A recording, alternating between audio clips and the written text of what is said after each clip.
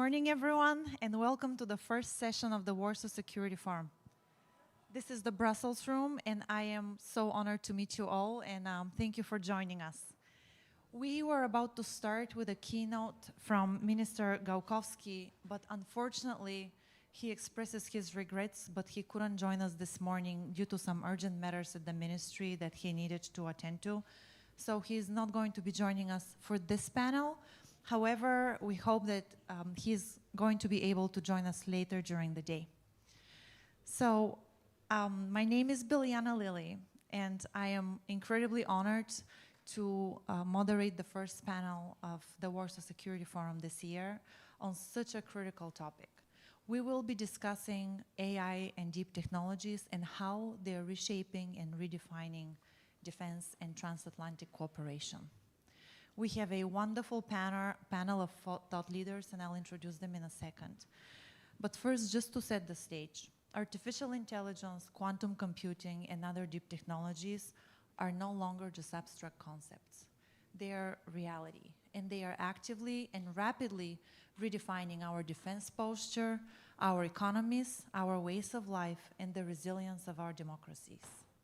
From safeguarding critical infrastructure, to countering disinformation and AI-enabled disinformation campaigns, to enabling autonomous systems, those technologies are reshaping the way we fight and the way we cooperate. And the stakes are high, because while democracies are exploring how to responsibly integrate these technologies in our defenses, in our economies, our adversaries are already using them in hybrid warfare, in AI-enabled disinformation campaigns, in cyber attacks against our critical infrastructure, and so on. These realities raise urgent questions for us. What should the priorities of NATO be for the next few years? What technologies should we build first? How do we keep our competitiveness and cutting edge while we also integrate those technologies responsibly across our societies? Who are the main stakeholders responsible for the guardrails that should exist around these technologies? What should they be? How do we strike a balance between the private and public sector in responding to hybrid threats that are enabled by these technologies?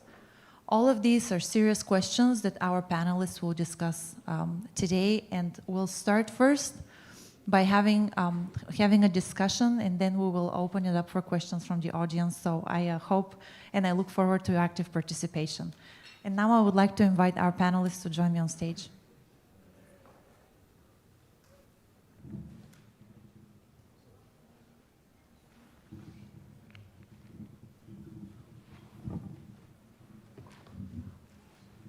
So we have with us today Major General Karol Molenda, who is a commander of Cyber Command of the Polish Armed Forces, Dietmar Nietan, Treasurer of Social Democratic Party and member of the Bundestag of Germany, Marta Poślad, Chairwoman of the American Chamber of Commerce of Poland, and Rear-Admiral Vincent Sébastien, Deputy Commander, COMCYBER France. So thank you everyone for being here with us. So the very first question I would like to pose to you will be to General Molenda and Admiral Sébastien. And since AI and deep technologies are such an important part of your cyber commands, I would like to hear from you from the vantage point of Poland and France. What are your top priorities for the next few years with respect to these technologies?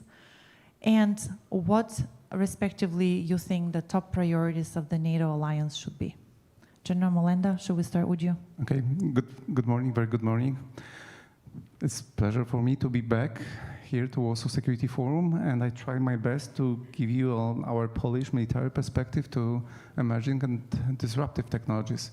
To address your question, so definitely the world is changing, and we have to come to terms that nothing will ever be the same. So we know the presence of disruptive technologies.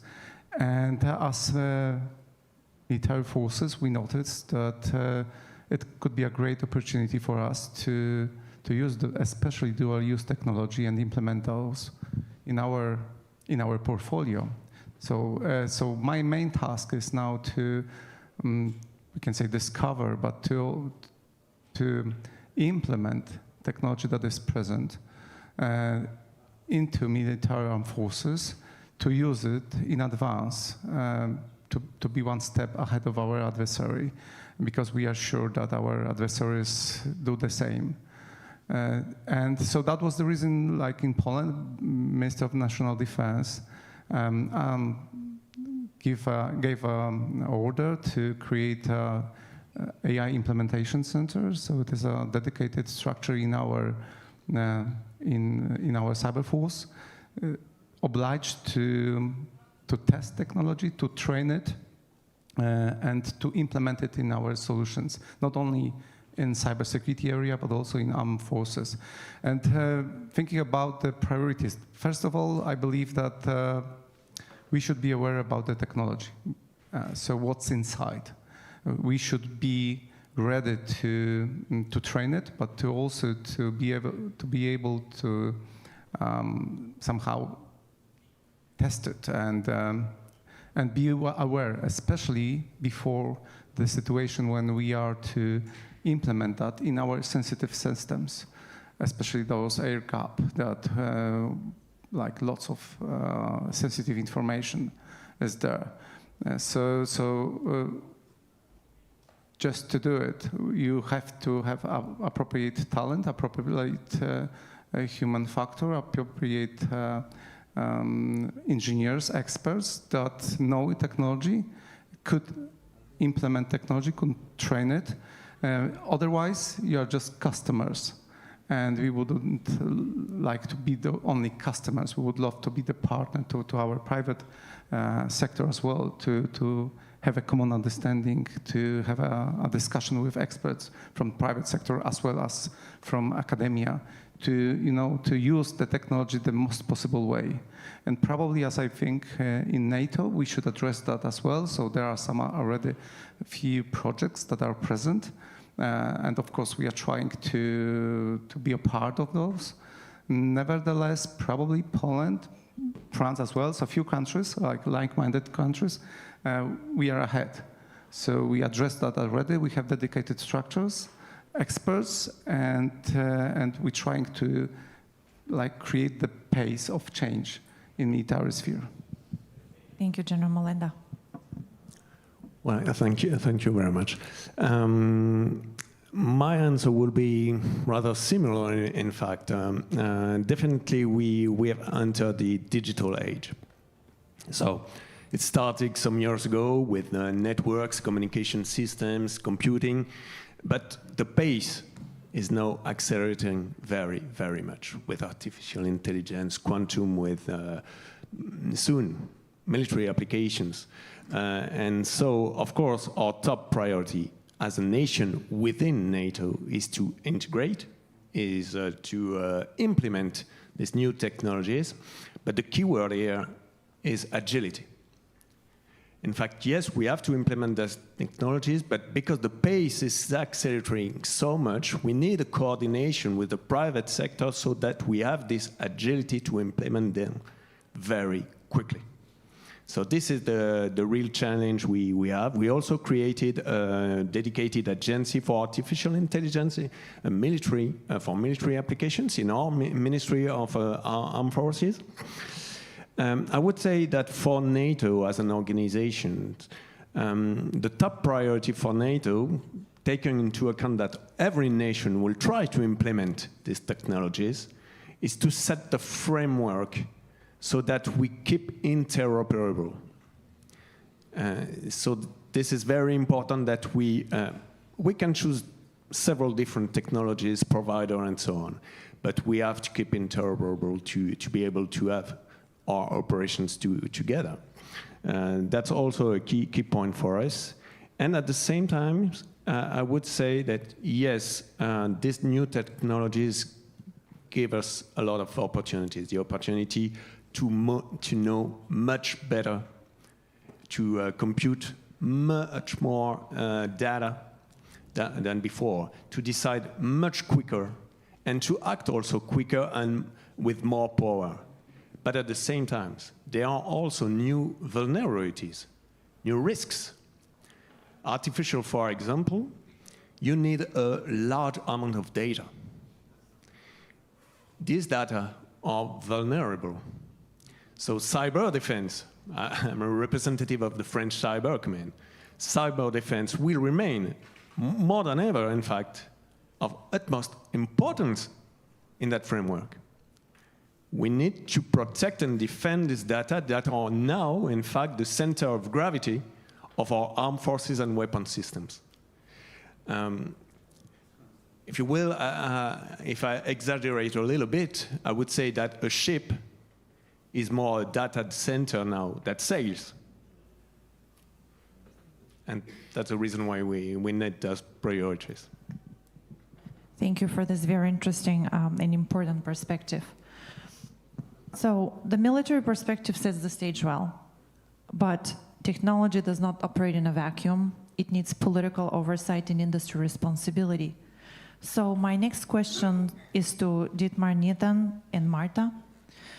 Strong democratic guardrails are essential for integrating AI into defense.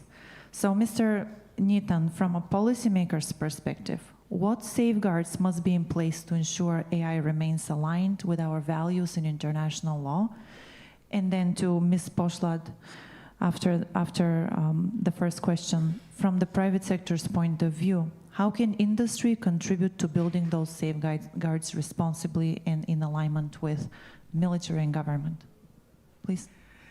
Thank you, first of all, for having me. And I would say in this new times of hybrid warfare, of new technologies, you cannot really make a clear border between the military space and the civil society space. And I think that needs a lot of principles how to act, because at the end of the day, we do not want that AI is destroying our open societies and our democracy. So for me, it's very important to have transparency, to protect sovereignty, and to protect democracy. That means that modern technologies, such as AI, should not restrict the sovereignty of every single citizen and the sovereignty of democratic states.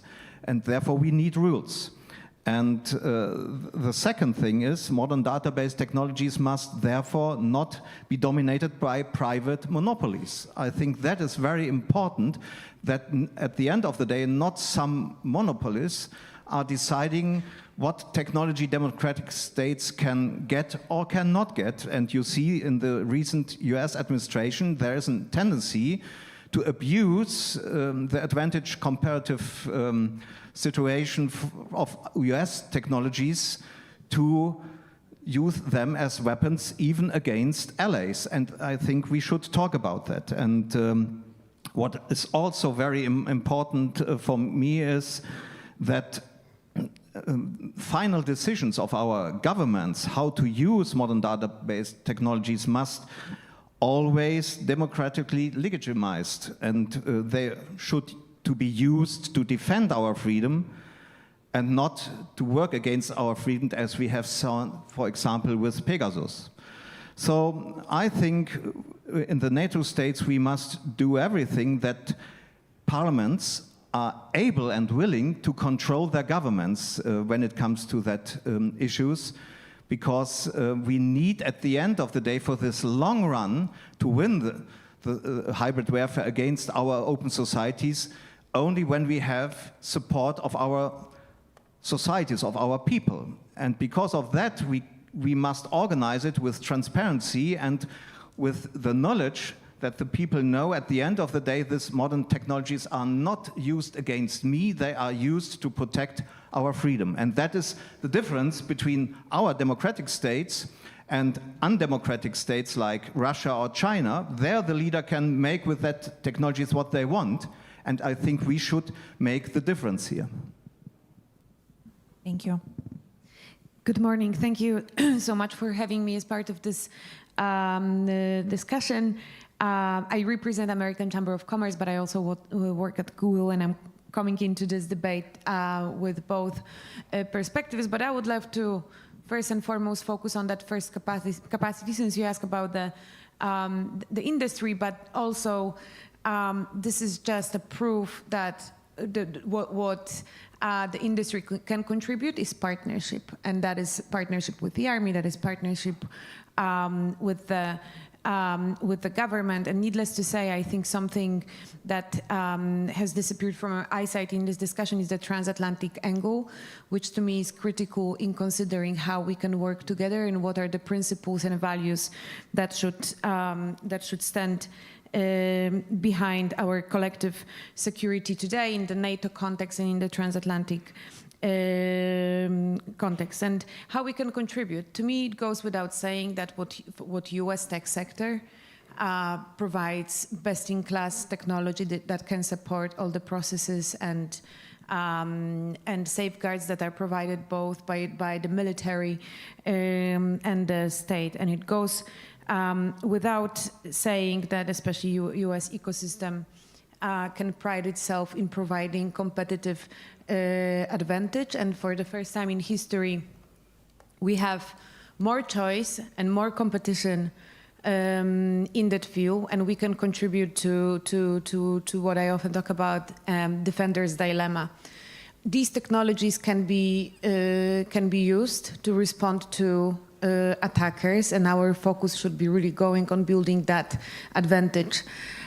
This is not a pure level playing field where we should shy away from using the wealth of technology we have in the transatlantic ecosystem and really use it to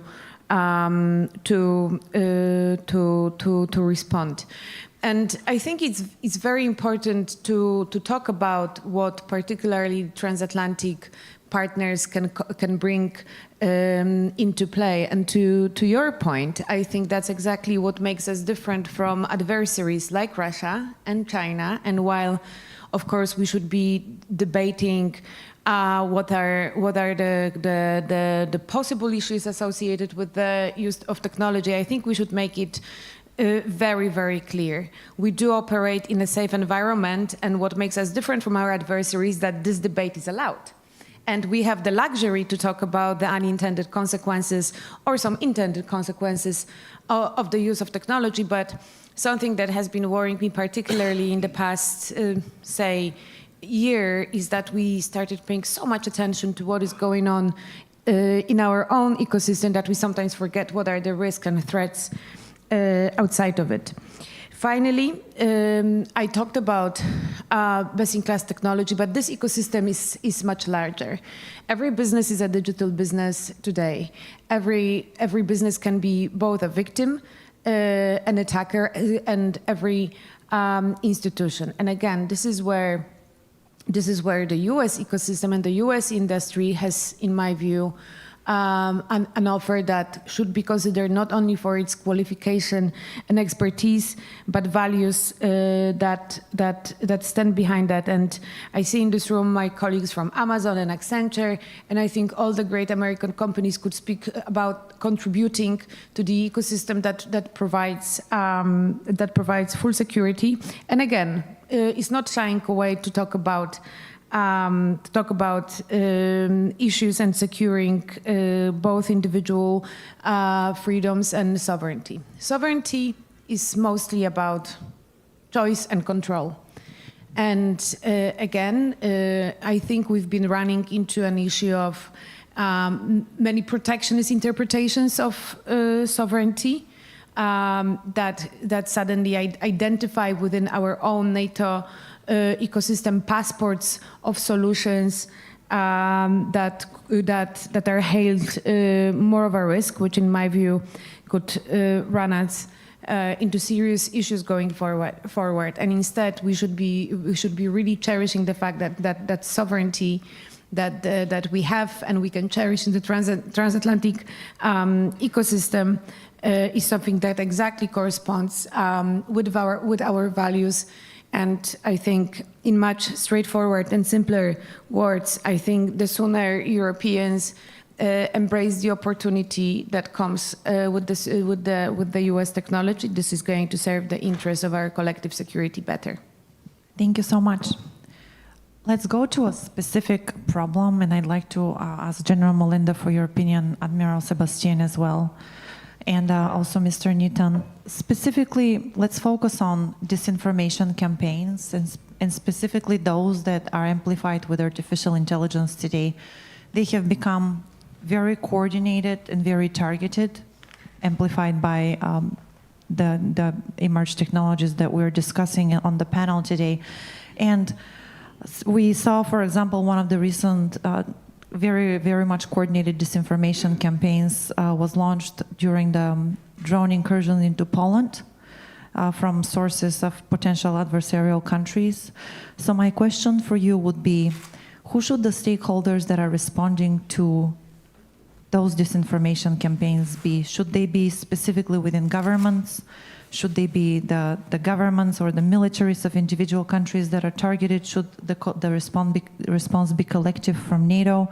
Who is responsible for the detection and for the response to these coordinated campaigns? Should there be a response at all? And what is the balance between military and civilian intervention in those cases? And the final question, how do we measure success? Great question. Brand new one, yes? Okay, so definitely we should start with saying that this is a new example of warfare, we can say, this cognitive warfare.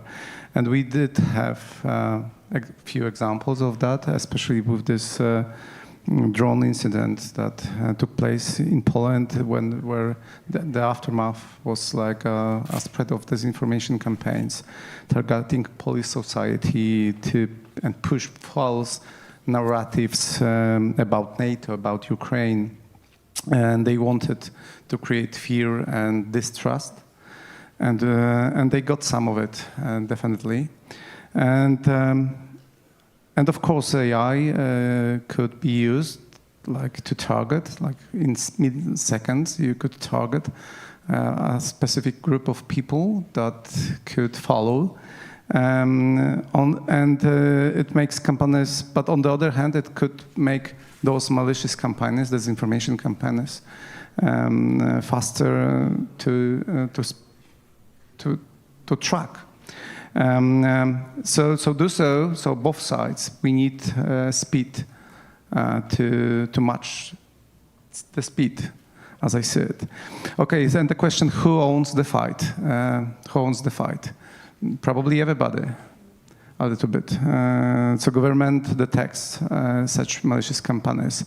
Private sector, so owners of, for example, mass media or social media should be able to cut this information in very short notice. In very, we have like, when we think about incidents, because I'm the expert of cyber ops operations. So when there incidents is to take place, we have a saying that you have an hour.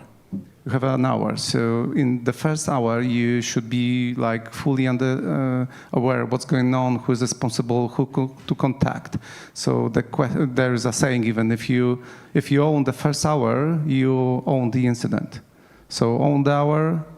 If you don't own the hour owns you. So probably the same in countering this information campaigns. So everybody should be aware what's their responsibilities in this area. I believe, thinking about international cooperation, we do need some maybe additional, I don't know, NATO, European Union force, joint force task, because these disinformation campaigns are borderless, but our answers aren't. So especially the question, like the situation in Poland. So of course, we did our best as a country to cut those malicious campaigns. Nevertheless, probably France was not aware about like as much as we. So probably the speed of sharing information about those TTPs, the fact that the malicious infrastructure is conducting disinformation campaigns against not only Poland, but also NATO maybe, or should be spread in fast pace to our partners as well, and we should create in advance some solutions that allow to do so. Thank you. Thank you, General Molenda.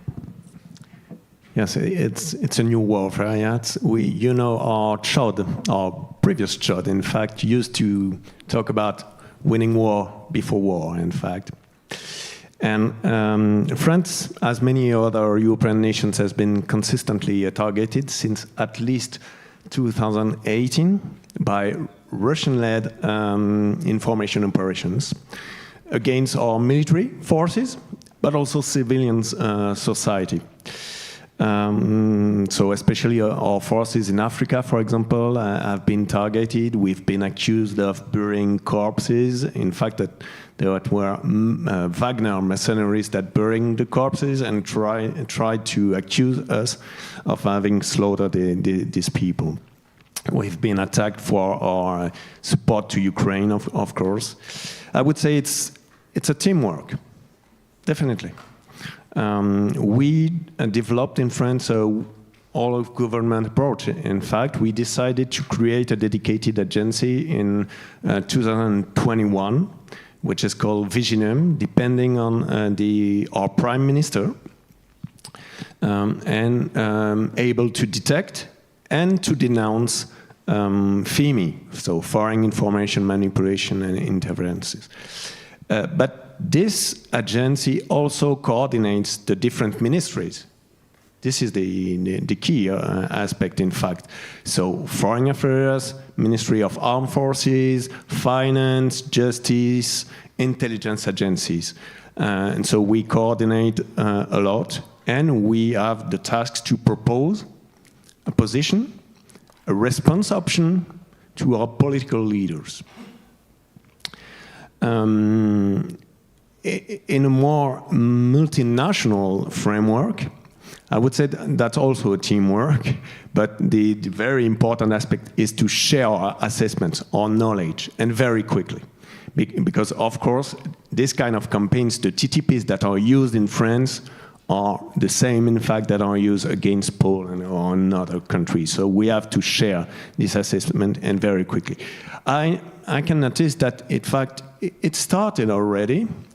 We have in the cyber domain NATO integrated cyber center that will be created. At the EU level, we will also have next year a EU cyber defense coordination center. We have center of excellence about Stratcom, about hybrid warfare. There is one in Helsinki, if I remember well. So we share already our knowledge, but we have to be quicker. Concerning artificial intelligence, yes, that's a very important level. So it allows the adversary to launch massive campaigns, and also to have very credible contents that could mislead people. Yes, it's true. But artificial intelligence doesn't make the audience. In fact, what we notice in several campaigns is that even campaigns using artificial intelligence had very low impact. Because in fact, you need to build your audience before. If you don't have the audience, the artificial intelligence won't make it. So for the time being, we don't have many information campaigns using artificial intelligence that have massive impact on our population. And I'm rather optimistic. I would say the key aspect is, in fact, education. Our population has to be educated. Our young people using social media. In fact, we don't have a lot of experience using social media. It's rather new. And so we are now discovering all the disadvantage, the dangers, the stovepipes of communities that don't talk anymore to each other because of algorithms that segregate them. So all of these aspects have to be known by our people. So education is key. And I would say, why am I optimistic? We have been attacked, as I said, and in beginning of September, we discovered pigs' heads in front of mosques. So that was a kind of information campaign against our population, to divide our population, Muslims against other communities. And in fact, so there were some people reacting rather violently, you know, okay, against Muslims, what is going on? And in fact, very quickly, we were able to say, it looks like foreign interference. And our investigators showed very quickly, yes, this is a foreign interference. And these people have been paid by the Serbian leader that launched an operations against us. So it's beginning to be known by our population. And this is the key aspect, I think.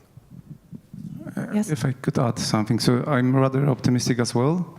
Nevertheless, I believe it's too late to be pessimistic. So that's... but I miss one thing. Probably in Poland, I don't know if, but like worldwide as well.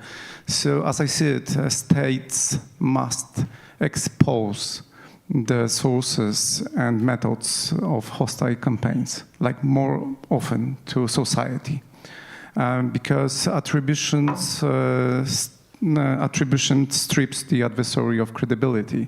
So society should be aware, not just inform about malicious campaigns, but should be aware about tactic, techniques, and procedures being used. Just to understand that, not just the message, because then we have a fight against two sentences or two opinions that one is saying it's disinformation, the second source it's disinformation without very in-deep details. Like a Kowalski or Smith or whoever is not able to have his own opinion about that. General Molenda and Admiral Sébastien, this is a very important point about education. Who do you think should be responsible for providing that education to the population? Should it be universities and high schools, elementary schools? Should it be the government? Where would you start? I would start from the very beginning, like very small kids, like probably the education. There's a room for improvement in this area. And I'm a little bit scared when I see how teenagers are using technology without any, conscious, without any ideas about those bad side of the technology. Just focus on the connectivity and possibility to share. So that should be a very important factor in all educations. We can say what we did. We created a few classes, cybersecurity classes in Poland in high school. In every region of Poland, there's a dedicated cybersecurity class with the idea to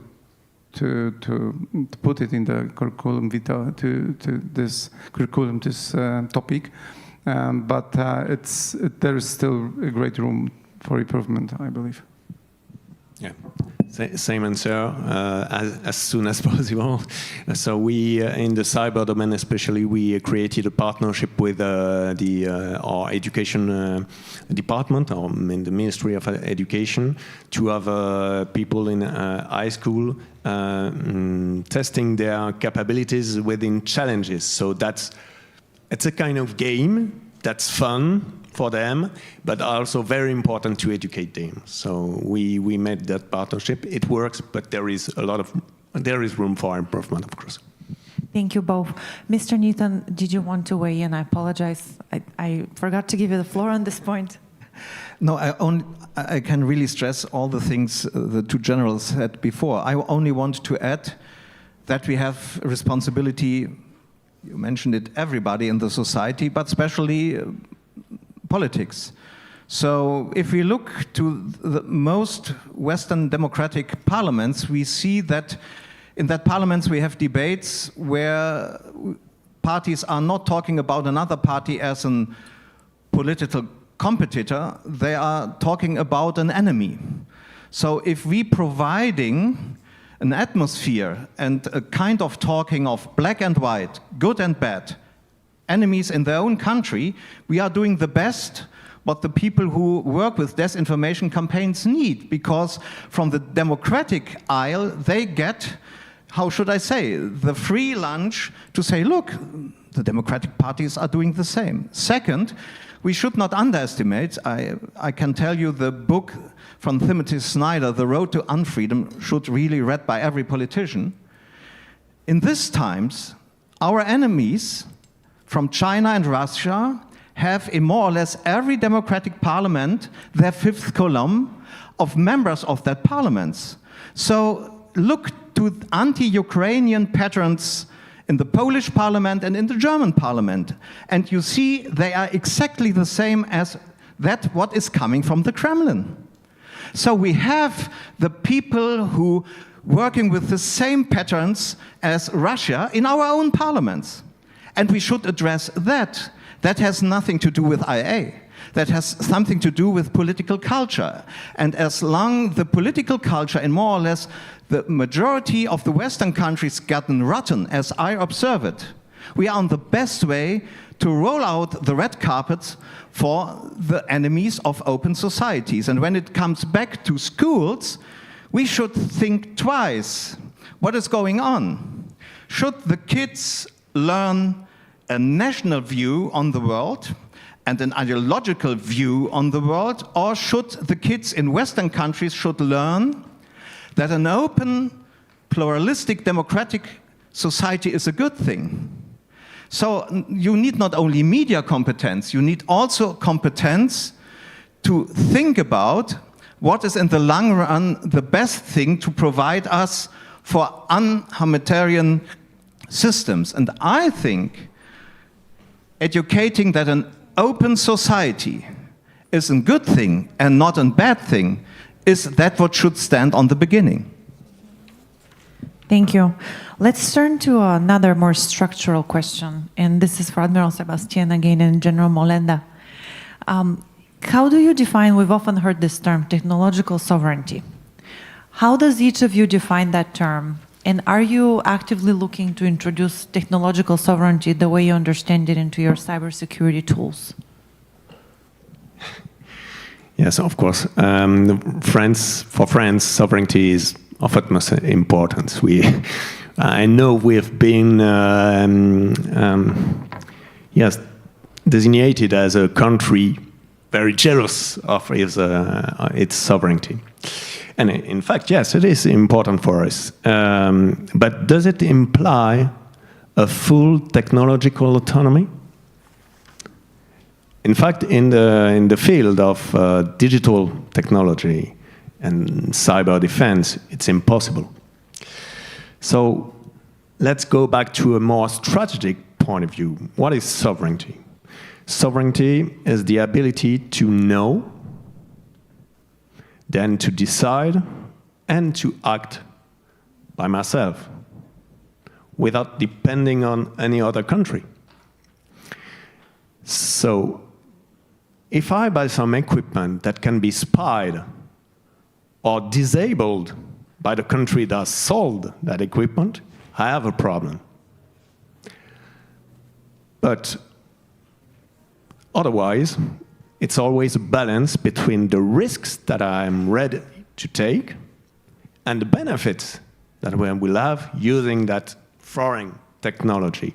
So, and it depends, there's always a risk assessment, and it depends on the different domains. For example, for nuclear deterrence in France, this is a full sovereign domain. Yes, in that domain we will try to have the maximum level of autonomy. In other domains, we'll make a balance between the risks and the benefits. So I will take an example. I mentioned already, we decided to create a dedicated agency in our ministry for artificial intelligence in order to develop military applications of artificial intelligence. Some days ago, I think it's 15 days ago, we inaugurated our mega computer. So that will help us to develop, to train our models, artificial intelligence models. Of course, the chips, the GPUs of this mega computer are not French at all. But the data that we will use on that computer are French classified information. on a French classified network, not connected to the internet. So we made a balance, and we decided that was the proper level of sovereignty for that kind of applications. In other domains, we will accept more risks. And so that's always the balance we made concerning sovereignty. So it's not dogmatic. Thank you. Okay.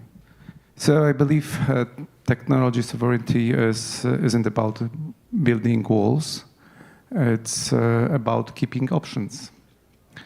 And when push comes to shove, then there's a question: can you run your operations without any foreign tech? And if the answer is no, so you don't have sovereignty, you don't have it. And look at the reality. Most of our cyber tools run on US cloud services, for example. Some more chips are present from China base, some China-made chips, yes. So one supply chain break and or political shift, and we are blind.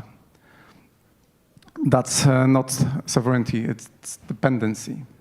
So here's my approach. My approach is control the core and partner with the rest. So we must own our crypto, our command systems, our battle management systems, our threat detections. These are not negotiable. But we can, but the rest is our partnership. And of course, we know that we can't build everything by our own. It's fantasy, not reality. So that's the reason, as it was said, so multiple suppliers, no single point of failure. So if, for example, one cloud provider cuts off, then we could switch to the next one.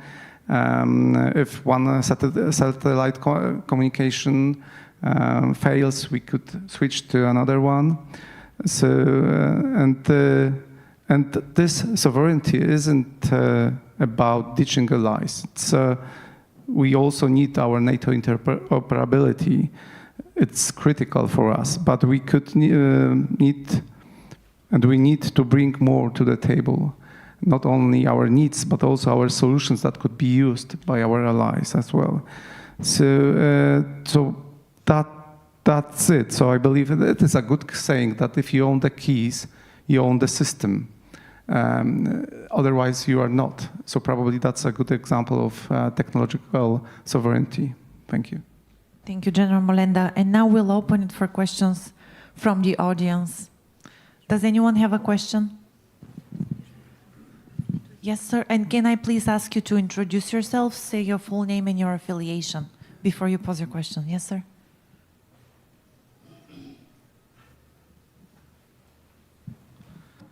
Good morning, Major General Kociuba.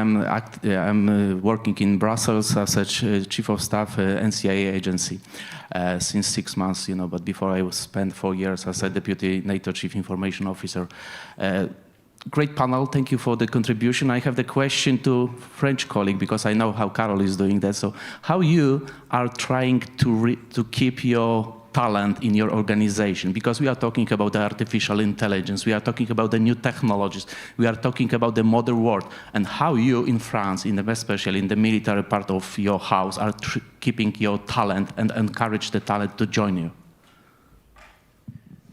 Yes. Talent, that's a key issue, and that was addressed by Karol, of course, and we all have, especially in the cyber domain, this issue. It is critical because we have some shortage, honestly. We all face some shortage in human resources, competent human resources in that domain. There's a kind of competition also. I must say that private sector in that domain also suffers from some shortage.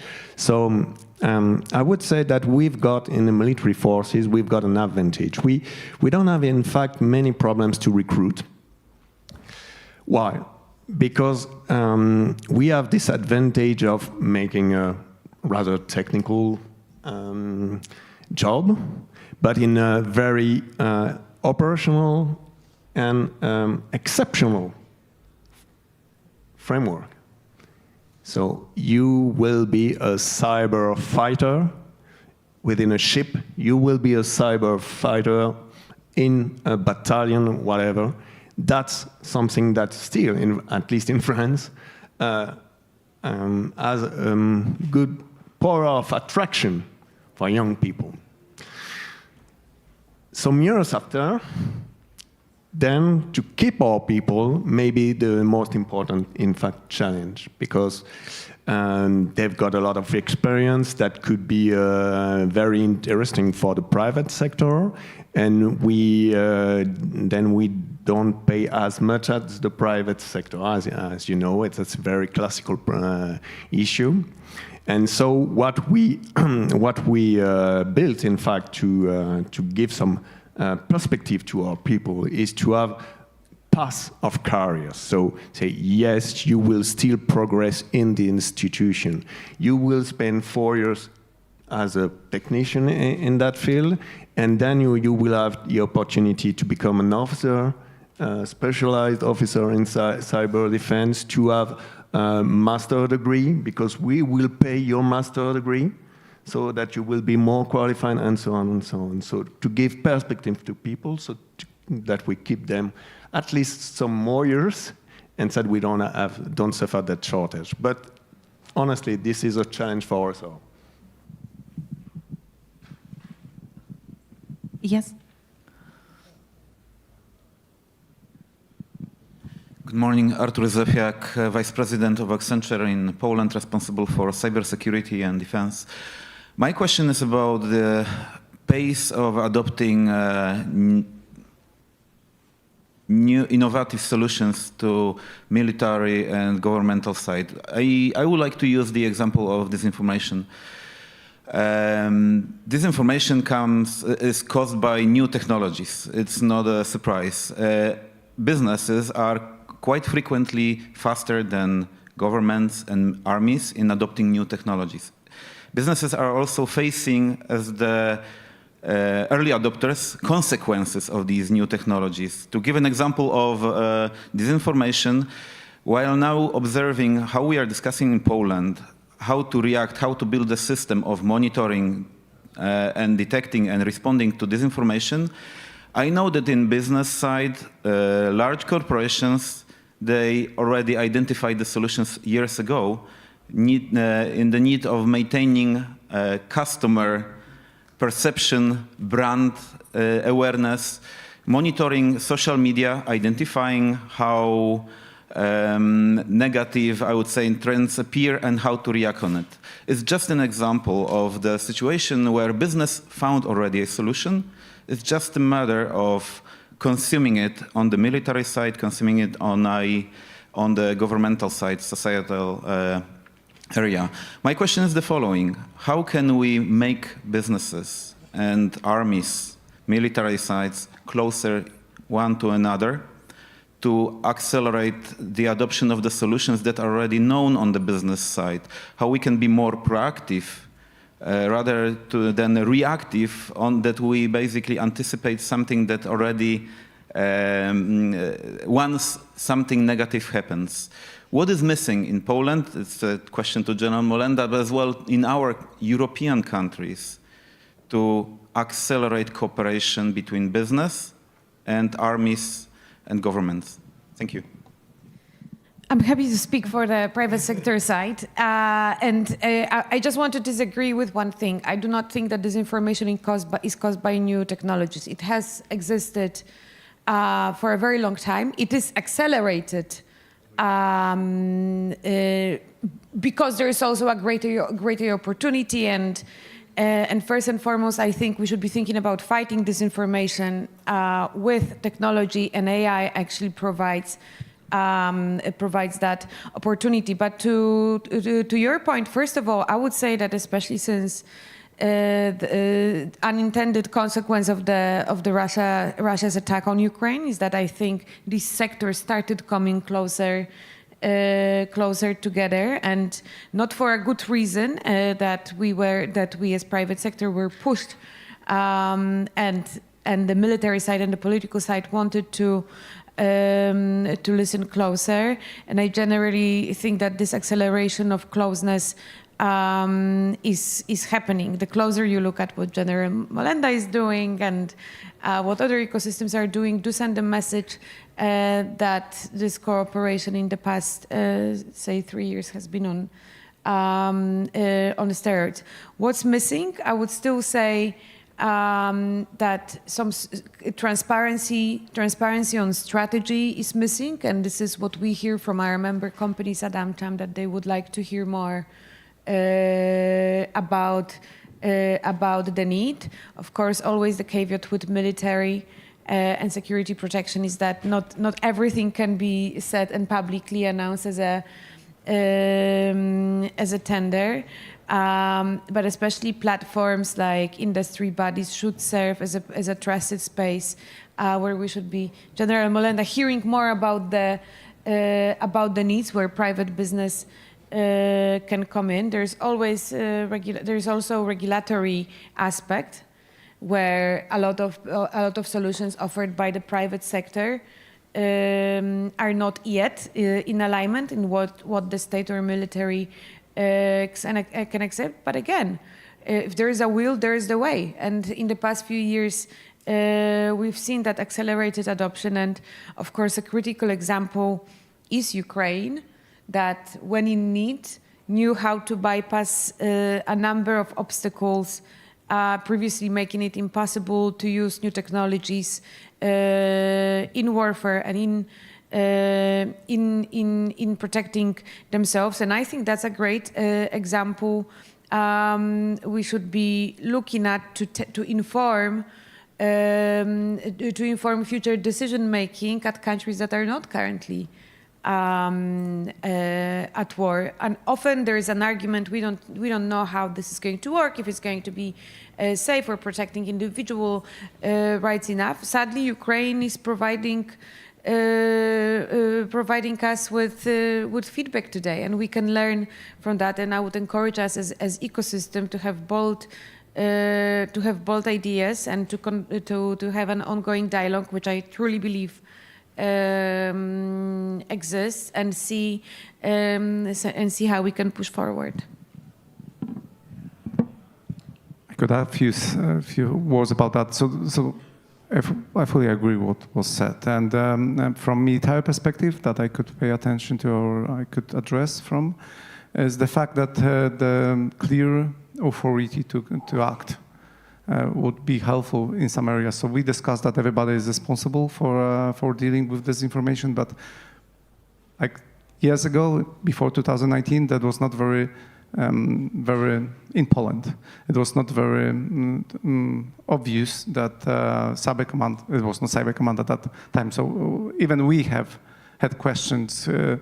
Who is responsible for dealing in cybersecurity area, like dealing in this process of incident handling? So, and even from foreign perspective, where there was cyber command to visit Poland, they travel around different agencies to find out who is responsible for what. Since that time, we created like dedicated structure with rules of engagement, with authorization to act in some areas, and we're trying to cooperate with private sector in our portfolio, in our tasks. And of course, it's a bit different than my colleagues from different services, like military services. They could allow themselves to wait longer for equipment than we could. Thinking about this information, like you mentioned, it's almost the same. So if there is like, we have to answer those questions. Would we like to have like cyber command in charge of during peacetime? Because in military we cut this information, can say, or in peacetime by appropriate stratcom. So strategic communication, that's it. But if we are to be responsible for cutting off those hostile campaigns, then we will be the ones to answer or to create new ties, new cooperation with private sector in this area. And of course, again, to the talented or the right teams, in military we have a saying that no plans survive the first contact, only trained teams. So definitely lots of exercises together with our partners to do so. Yes. Thank you. We may have time for one more question. Yes.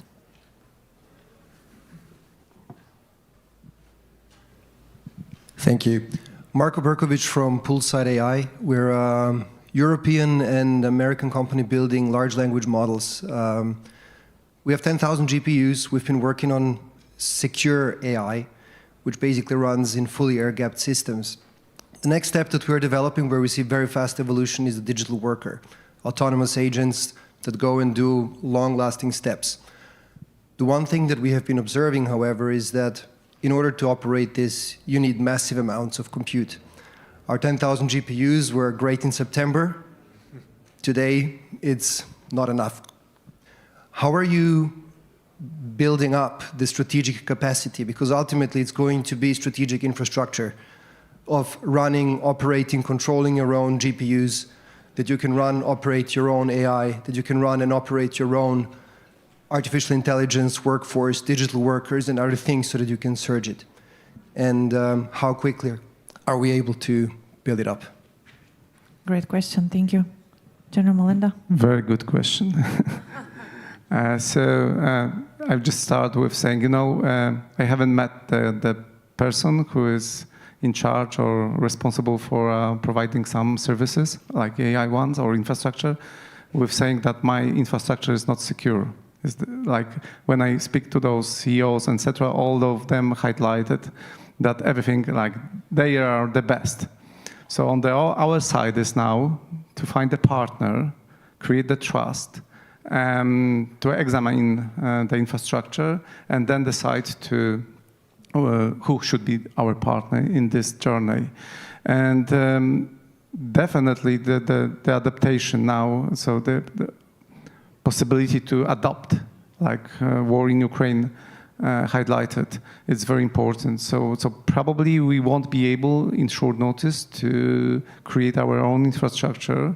That's the reason we test. Maybe we discuss the topic, or we have lots of projects of value or test bets to check how far we could go with our partner. And of course, regulation is also quite important factor, sometimes obstacle on the way, because when we think about storing, but also training those agents, those models with our data, sensitive data, is the question now about how the model should be treated. So lots of questions now. We are probably on the first stage to find the right partners, trusted partners that we could go with. I mentioned our mega super computer that we both inaugurated this year, and this challenge that you mentioned has been taken into account from the start, from the creation of our agency. This is a political decision. There is a will. When there is a will, there is a way.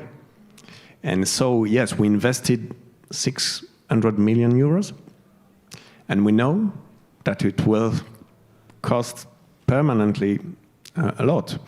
That's the price of the investment in that technologies. It's not easy. We need partners, yes, absolutely, that we can trust.